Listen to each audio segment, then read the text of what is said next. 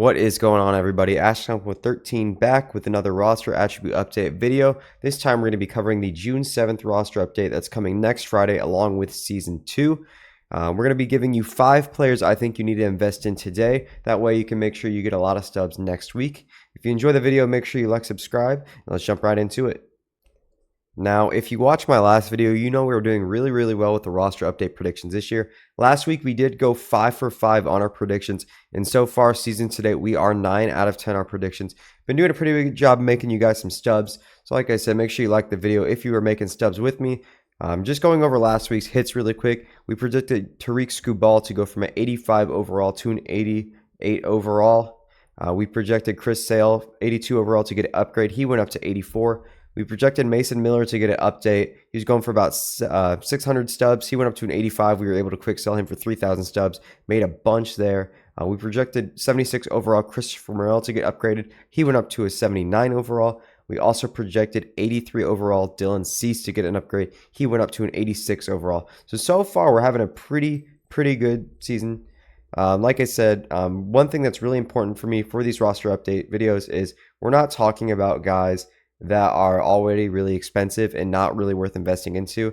If you were with me last week, you rode with Chris Sale. You made a really good investment, but there's not really too much to be made here with Chris Sale. He's 2,700 stubs. Yes, he's pretty much guaranteed to go diamond this week. You buy a bunch of him at 2,700 stubs, you're going to be able to quick sell him for 3,000 stubs, make 300 stubs a pop. So, you know, if you want to buy Chris Sale, go ahead and buy him. You're going to make those stubs. But I'm going to be talking about some guys that are cheap, closer to their quick sell value, that you're going to be able to go ahead and guarantee yourself some stubs when they do get upgraded. Now, in this video today, I am going to be giving you guys 2 pitchers you need to invest in and 3 hitters you should invest in. We are going to start on the mound for our first projection, and we are going to closing pitchers. We're talking about Emmanuel Clase, who's actually already a diamond. But the one thing I just mentioned is the quick sell value. For 85 overalls, their quick sell value is 3,000 stubs, and he's going for about 3,000 stubs right now. So Emmanuel Clase is a great investment you can make right now. It's pretty much risk-free. If he doesn't get upgrade, you can go ahead and quick sell him. No harm done there. He's the best closer in baseball right now. You could argue Mason Miller, but Mason Miller's had a couple blow-ups where Emmanuel Clase has been dominant in every single outing he's pitched in. In 27 innings this year, he's only allowed 15 hits, 1 run, 2 walks, and 0 home runs. He has a .33 ERA, and the rest of his analytics agree with his performance. He's got a 99th percentile walk rate, a 95th percentile expected ERA, and a 99th percentile chase rate paired with the 74th percentile whiff and K rate. He does a really good job of keeping the ball on the ground as well with a 95th percentile ground ball rate. Look at his player card here. You see I have 40 Emmanuel Clase, so I'm really heavily invested in him. Look for his Ks per 9 to go up slightly, not a whole lot, but I really do think his home runs per 9 are going to increase. I also think he's going to see a slight tick to his hits per 9. And he's going to also potentially see his walks per 9 go up to over 100, as he only has 2 walks in 27 innings this year. This week, I think he goes up to around an 87 overall. You know, if he goes up to an 87 overall, his quick sell goes from 3,000 to 4,500. So you're making 1,500 stubs a pop if you go ahead and buy Emmanuel Clase, and he does get that overall increase to an 87. Now, I will say not necessarily everybody has the stubs to make these kind of investments. I do want to mention one more diamond player as my first position player that I think is going to get an upgrade this week. And that's somebody that is, you know, very consistent and one of the best hitters in the MLB right now. And we're talking about 88 overall Kyle Tucker for the Houston Astros. You see, I only bought 10 of him. I'm not super involved in him like I am or Emmanuel Clase rather, just because I don't really have the stubs that I'd like. He's probably a top 5 to 10 player in MLB right now. His stats against right-handed pitching has a lot of room to grow. At 125 at-bats versus right-handed pitching this year, he has 13 home runs. He's batting 288 rather, with a 422 on-base percentage and a 648 slugging percentage to give him a 1070 OPS. He's got 25 strikeouts compared to 29 walks versus right-handed pitching. So I really think that contact versus right can go up quite a bit. I also think his power versus right can go up a little bit, and his vision, I think, should definitely go up. I do think he might see a little bit of a knock to his contact versus left-handed pitching, but I think with his performance this year, we will see him go up to around a 90 overall, which he will have an 8,000 quick sell value if he gets to that 90 overall range. Right now, as he sits, he's 5,800 stubs. His quick sell value is 5,500 stubs. So really, you're only risking 300 stubs there. So not a ton of risk. Like I said, if he does hit that that 90 overall threshold, he will quick sell for 8,000 stubs, giving you about 2,200 stubs per return in each investment you make into Kyle Tucker. This player, he's elite in every single category: walks, Ks, average power. He's even got like good defense, even though his attributes don't really show it that much.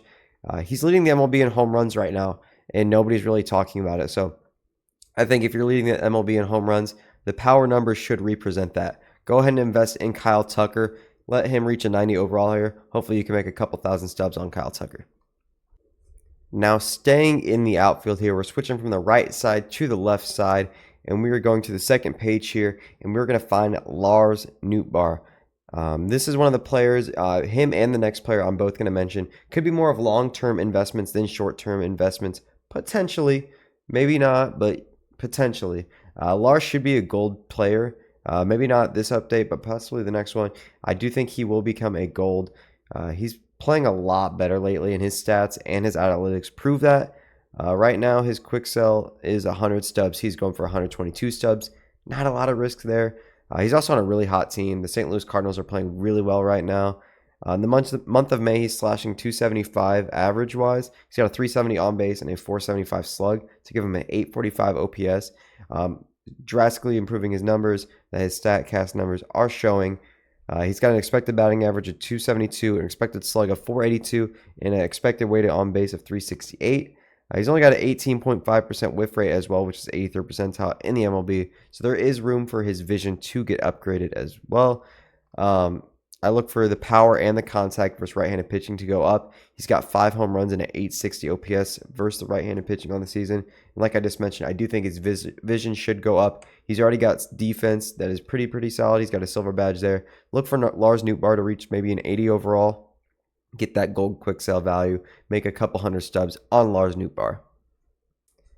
Now for my penultimate player, we were talking about somebody that we have to dig a little bit deep to find. So much so that I'm not even going to sort by position. I'm going to sort by the team. We're on the Chicago Cubs, and we're actually going to go to the common tier. And we are talking about Ben Brown of the Chicago Cubs. In fact, I'm going to buy that. I'm trying to invest a bunch in Ben Brown. As you can see, I got about 91 buy orders at 42 stubs here. Don't know if those are going to go through, but hopefully they do. I've had them in since last night. He's a former top 10 prospect in the Cubs organization, and he's making a massive impact on the MLB roster.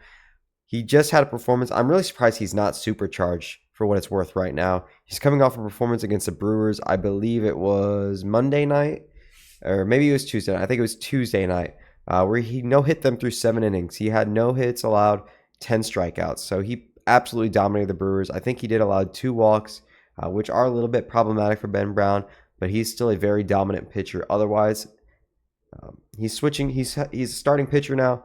So, MLB should switch his position from a relief pitcher to a starter. That should give him like a +4, +5 instantly, even without touching his attributes.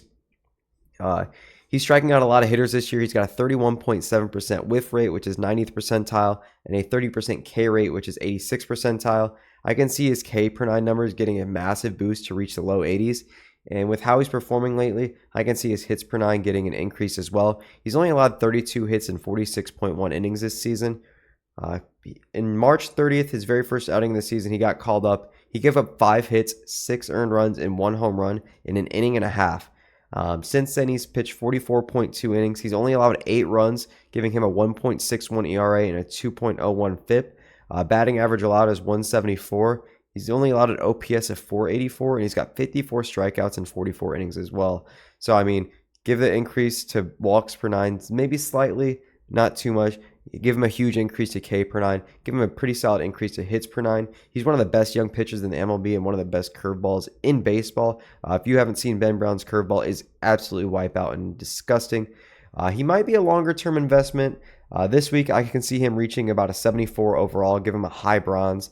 After getting this position switched to a starter and the attribute upgrade, I think that's a way he can hit that. If you stick with him for a couple more roster updates, I can definitely see him reaching a high gold or a high silver or a low gold by the time we get to late June, that July range.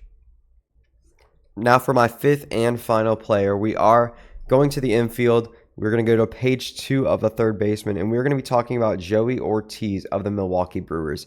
This is my third player in the row in the NL Central. There is no coincidence there. They just have a lot of players that are performing really well right now. He's another really hot rookie like Ben Brown that nobody's really talking about this year. In the month of May, he's carrying a 294 average with a 380 on base and a 574 slugging to give him a 954 OPS. He's one of the hottest hitters in the league, and he if he wins Rookie of the Month, which he might here in a couple days, as I'm recording this, it is May 30th. Rookie of the Month should come out within the next few days.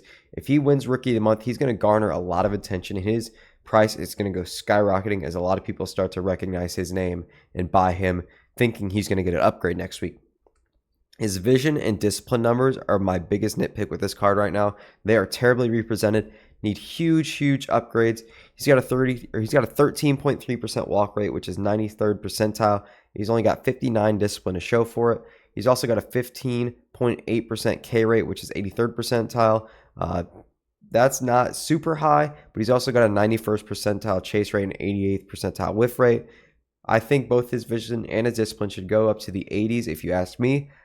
He also has reverse splits. He doesn't hit lefties very well, so I don't think those lefty attributes are going to get really touched. But versus right-handed pitching this season, he does have a 326 average. Look for that contact number to go up. He's also got a 929 OPS, so I think his power number could go up versus right-handed pitching as well. They won't update it yet, but he's also a pretty fast player, so his speed could get a bump. He's got 59 speed in the game, but he's somebody that could be in the high 70s, low 80s in the speed. His quick sell value is 25 stubs right now. He's selling for about 47 stubs. Look for him to land at about a 77 overall rating this week, which should make his quick sell about 100 stubs. Anyways, that's going to do it for me, guys. If you like the video, make sure you like the video. Subscribe for more MLB The Show content. We're going to be talking about roster updates. We're going to be talking, Diamond Dynasty. I also have a White Sox franchise if you're interested in that. We're trying to rebuild that dumpster fire of an organization up. Anyways, I appreciate you guys watching. If you're still here, I'll see you in the next video. Peace.